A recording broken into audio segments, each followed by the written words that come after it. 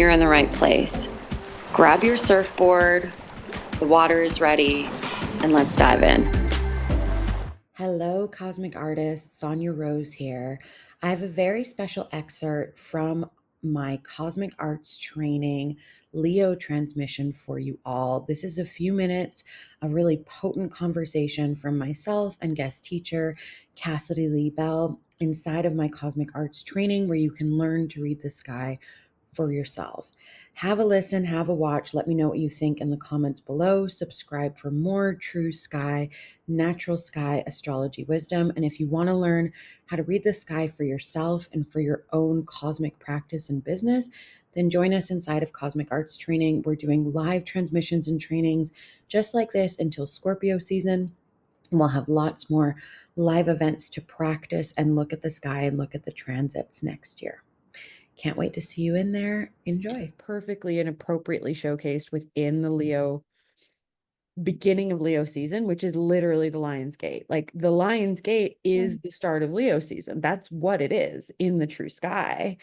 Yeah. But I think it's interesting that there's this like distraction of there being other alignments happening that can't happen and don't happen. Where I think that that's a lot of the lesson of Leo is don't be distracted by others.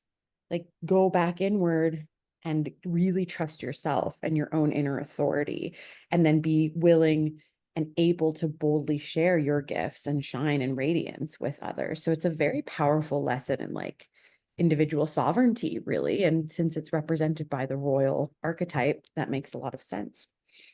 Yeah, I love that. It's very metaphorical, isn't it? And I think that there's probably a very specific reason why the gateway of true Leo season, which actually is a portal. It's not the Lion's Gate portal, but it is a humongous portal. It's like as strong as the day out of time. It's a very powerful day.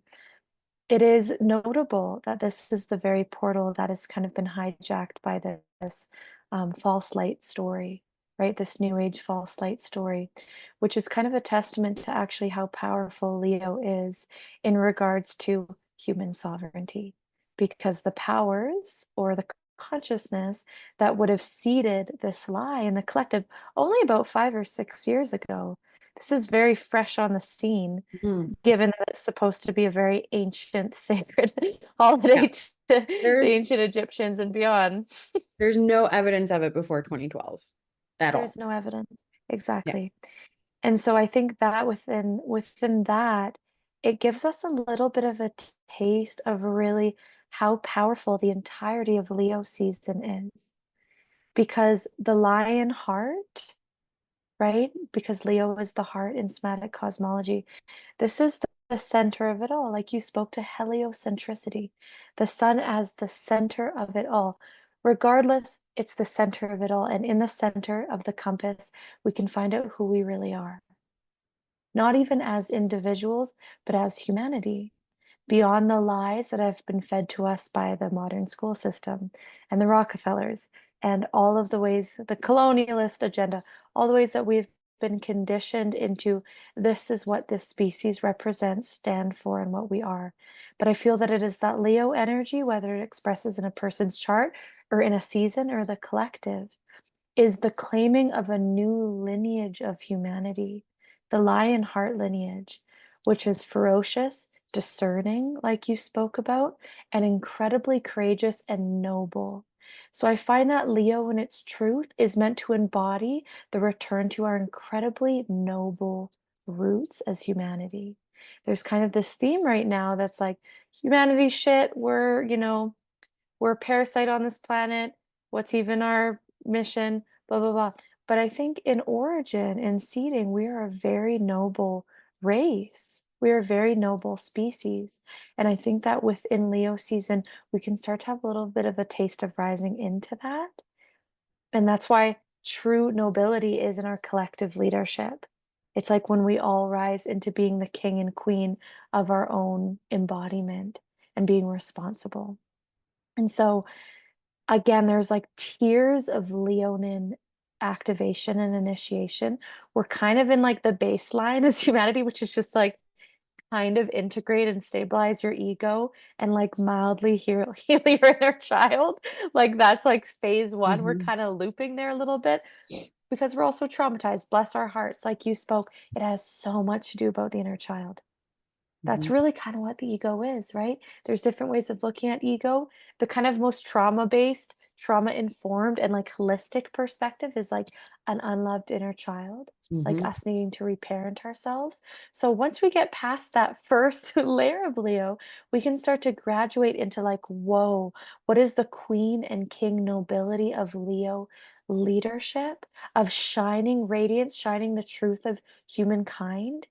In the face of any kind of darkness, in the face of anybody who's forgotten, but to like you said, we shine to help activate people's remembrance of what we really are and our actual brilliance as humankind. So this is getting a little bit like deep, a little Mhm. bit impersonal, but I think I do feel like that is the lion heart lineage of humanity and why lion has been this crazy emblem for humanity. It has been like a huge totem animal for Mhm. humanity that represents just something so powerful. We don't even really know what, but we Mhm. know that it represents something that's dormant within ourselves, forgotten and discarded. Mhm. And I think that during Leo season, of course, like you said, being fire, like it happens fast. It doesn't get dragged out. It's very exciting. It's very activating. It's not necessarily destabilizing, but it's fucking quick. Like energy moves quickly, just like all the Leos in the Mhm. world. One day they're an artist, then they're a photographer, then they're traveling to Europe, then they're doing this, and they're right? They're like here and there and there and there. Their energy body moves and processes very quickly, and that happens during the season.